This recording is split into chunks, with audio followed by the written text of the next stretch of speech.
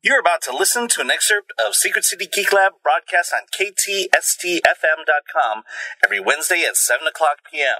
For more news, reviews, and interviews from the world of geek, visit the Geek Lab at secretcitycomedy.com/geeklab or like us on Facebook at facebook.com/secretcity.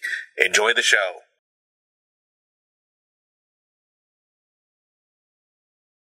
About your role in this film for people who doesn't know what Yeah. I was, Chris and Phil were the directors of the film. I was their co-director. I was the animation director. I was the co-editor of the movie. I was the head of story with the storyboard artists, and I did a voice on the movie. Also, the message is wonderful and very positive. Yeah. We wanted to make us, every one of us, we all, no matter who we are, we all kind of feel like there's something that people don't know about us, or something that's special inside of us, and that's the thing that we wanted to try to get across, that sense of like discovery by yourself, that you have something to give, that you can actually make the difference in the world, and that was just something that was important to us, that there's something about each of us that is really special and unique, and you can achieve something great.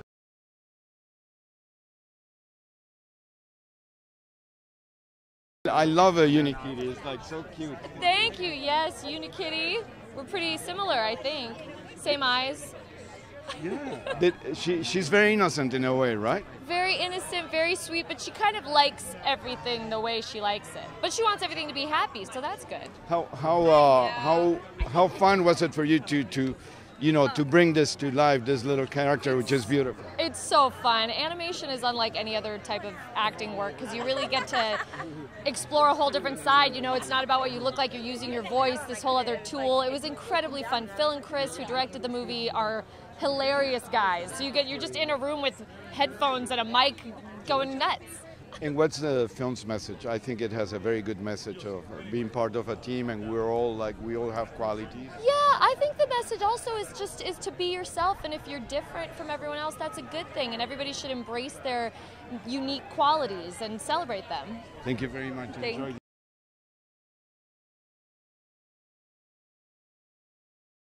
How was it for you to play Batman? I mean, it's a very cool character in the movie, sarcastic, a little arrogant. Is that a little like you, or? No, I mean, I think that he was written that way to be kind of sarcastic, and I probably can tend to be a little bit sarcastic. I don't think that I'm arrogant in that way. I'm kidding. Yeah, I think that, one of the great things about this character was being able to, because he's Batman, we could make him incredibly serious, like over-the-top serious, and take himself seriously. And that's ended up what made, it made us laugh that he took himself so seriously. In the movie, when I found out there was a Lego movie, I thought, what can they? But it's fun, it's dramatic, it's action, it's all these things. Were you surprised in a good way? Yeah, I mean, it's hard to imagine what a Lego movie could be. When somebody says a Lego movie, you're like, what does that mean? And then when you see it, you're like, wow, it's incredible. It's a marvel to look at. It's incredible. I'm very proud to be a part of this movie. I think it's very, very cool. It's unlike anything people have seen.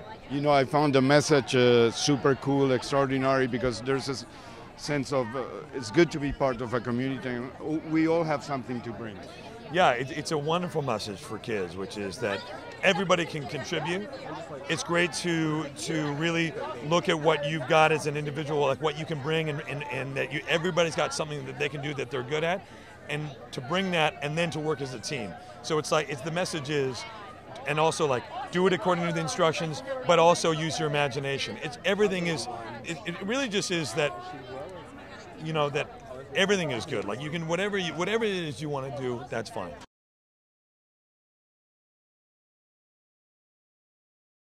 What do you think of Benny? I love Benny. Like him? Yes, I'm also obsessed with spaceships. No, I don't know. I haven't seen the movie yet. I can't wait to see it. But it was such a fun character to do. I thought it's really good. It's like a live action. An action movie with a lot of drama and comedy. It's really cool. I was happily surprised. Well, good. I intend to be happily surprised myself. What was your reaction when they offered you the part of the Lego movie? I was thrilled. because I grew up playing with Legos. I love Legos. And, Chris and Phil did the 21 Jump Street movie, and they're doing the sequel, and they did Cloudy with a Chance of Meatballs, and they're such great directors that I was excited to work with them.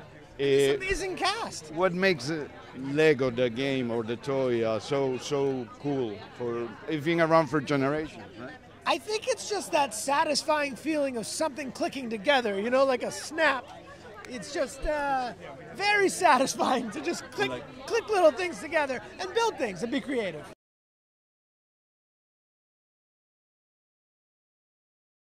Tell me, how excited are you at the premiere? Well, I'm really excited for all these kids to see it. You know, I saw it with adults, so it's going to be so fun for, like, my nephews are here, and I think they're all going to love it. You know, I'm not 8 years old, and I love the movie. I think it works for everybody, don't you think? Yeah, it really is an all-ages film. You know, there's a lot of humor working on a lot of different levels, a lot of laughs. But I do think one of the great messages of the movie is that everybody has something special inside of them. And even if it's just a kindness to someone else, that will make you special to that person. How much are you like the main character, Lucy? A strong woman like that. I'm really like her. I really think she's a great role model for young girls. You know, she's a kick-butt heroine who's got a lot going on.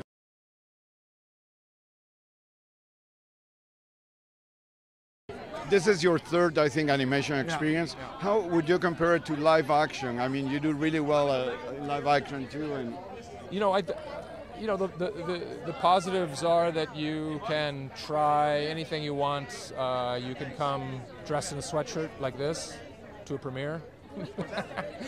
And you know, the negatives are that it really is. I think it's harder than people think to try to create feeling and emotion with your voice. Those are the challenging parts. do your kids determine which films you have to do now? Or they telling you what Almost. It's becoming increasingly aware of the business, and they definitely advised me to do this one.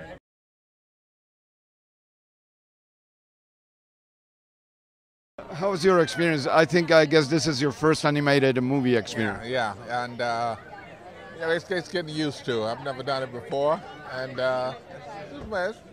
it's not a bad life.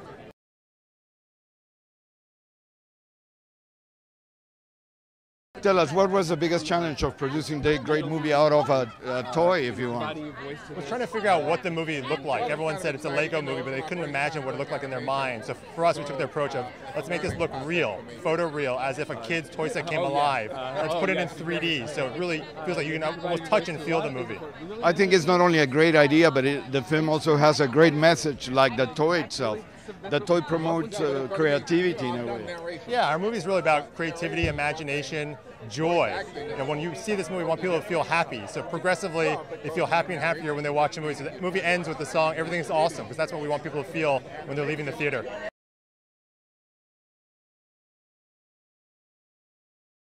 So Emmet is an everyday person, like me in a way, or like you, or yeah. Yeah. Emmet's a regular guy. He was a construction worker in Bricksburg, and you know, like all of us, he just desperately wants people to think that he's kind of special, and there's something inside of himself that he wants people to see, and in this movie, he's given an opportunity to be great, and that's why people want to get on board. How interesting was it for you to use your voice, but I'm sure you also use your heart, your emotions. The only thing is that you don't appear, and you created this character. Oh man, it's the best. It's the best to be able to have your voice used and your spirit used, but not worry about what you look like. It really allows you to be just totally free, and you do end up making a lot of big movements and silly faces that you might not be able to make on camera because you'd be self-conscious. So really, at least for me, the experience has been something that was really liberating. Considering that Anna is such a wonderful actress, how are you? Cute. Good. How are you? Do you give any advice to Chris sometimes, like we all do at home? She did. He gives me a lot of advice.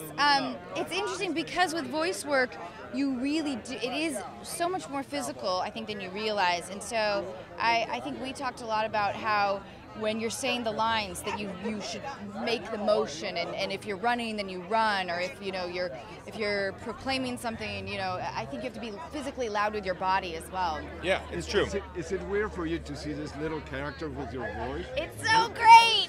It's great, but it's not weird. Most movies, it's super weird to ever be in a movie. It's super weird to watch yourself. You'll never be able to watch a movie that you're in like anyone else with any sense of objectivity. This was less weird, though, because I didn't see my face, so I wasn't, like, picking my face apart, thinking, oh, why did I do that with my nostril, or, It's like this little guy, I kind of got swept up in the story immediately, so it was less weird. It was less weird than any other movie. There's a Yeah. lot of work, no? Yes, Oh, yeah. no kidding. We're exhausted. Yeah, we started writing it 4 years ago, and now we finished writing it about 3 weeks ago. So it's been kind of a crazy trip, but it's been a lot of fun. We had an amazing cast and an incredibly talented crew making the thing incredible. Yeah. I thought the film had a great action, drama, comedy. You really care for the characters. How does one accomplish that with these little figurines from... Oh, yeah. Well, that was kind of the joke, right? To like tell a big action comedy with these little guys. Like that's sort of the inherent joke of the entire movie. In a way, you've given Lego a human dimension, which is great. Through the... Yeah, well, one of the things that's really like one of the things we're proudest of in the movie is that our crew was able to get so much emotion out of these very simple figures that really can't bend their elbows and can only move their head like this. And the limitations were allowed for really creative solutions, and people were really fun. Well, he has some flavor of the 18th and 17th century. He's a bit Irish. He seems like he's had his share of rum, but he's an old soldier who lost his body in earlier battles against this bad guy, Lord Business, and so he's cobbled together this sort of robot pirate body out of sharks and cannons and parrots, and he gets along quite well.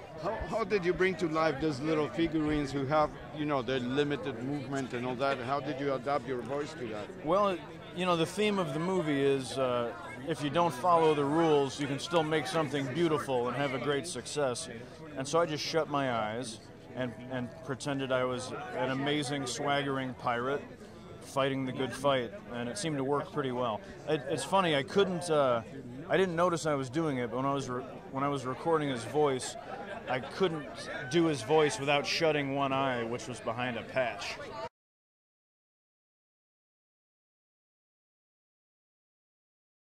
There's a Yeah. lot of work, no? Yes, Oh, yeah. no kidding. We're exhausted. Yeah, we started writing it 4 years ago, and now we finished writing it about 3 weeks ago. So it's been kind of a crazy trip, but it's been a lot of fun. We had an amazing cast and an incredibly talented crew making the thing incredible. Yeah. I thought the film had a great action, drama, comedy. You really care for the characters. How does one accomplish that with these little figurines from... Oh, yeah. Well, that was kind of the joke, right? To like tell a big action comedy with these little guys. Like that's sort of the inherent joke of the entire movie. In a way, you've given Lego a human dimension, which is great. Through the... Yeah, well, one of the things that's really like one of the things we're proudest of in the movie is that our crew was able to get so much emotion out of these very simple figures that really can't bend their elbows and can only move their head like this. And the limitations were allowed for really creative solutions, and people were really fun.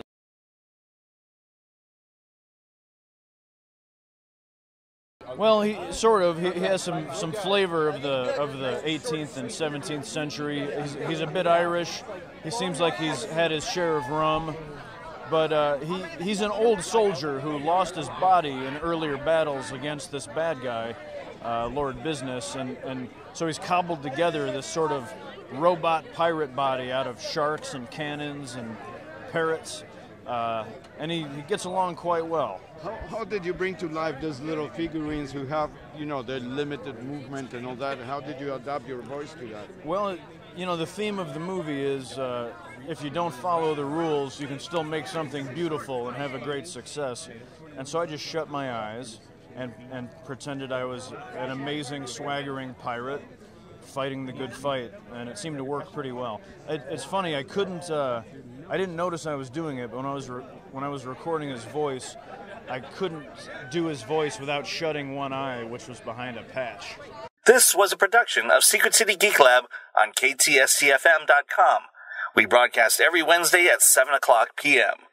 Visit the Geek Lab at secretcitycomedy.com/geeklab or like us on Facebook at facebook.com/secretcity.